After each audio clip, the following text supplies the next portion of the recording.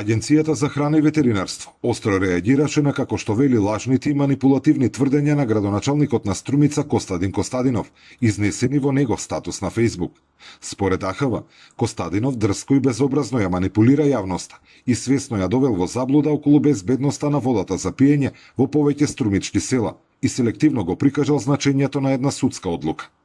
Судската одлука на која се повикува градоначалникот не се однесувала на кризата со вода во градот од септември-октомври минатата година, туку на водоснабдувањето во 5 села – Рич, Попчево, Белотино, Костурино и Велјуса. Таму, како што нагласуваат од АХВ, Костадинов не е исполнил својата обврска да обезбеди безбедна и дезинфицирана вода. По вонредниот инспекциски надзор на 9 февруари лани било утврдено дека во водата недостасува резидуален хлор, поради што АХВ донела решенија за забрана на користење на водата за пиење во овие села, со задолжителни мерки како предупредувачки надписи и хлорирање. Општина Струмица не постапила според решението.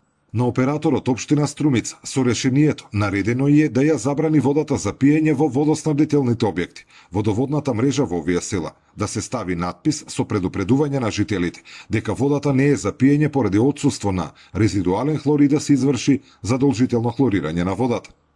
По нареденото со ова решение, Костадинов и Општина Струмица немаат постапено, пошто АХВ како одговорна институција на 26 февруари 2024 година до Основниот суд во Струмица поднела барање за поведување на прекршачна постапка, информираа од агенцијата, додавајќи дека тие нема да ја коментираат судската одлука, а на градоначалникот на Општина Струмица му порачаа да биде одговорен пред сопствените граѓани и гласачи.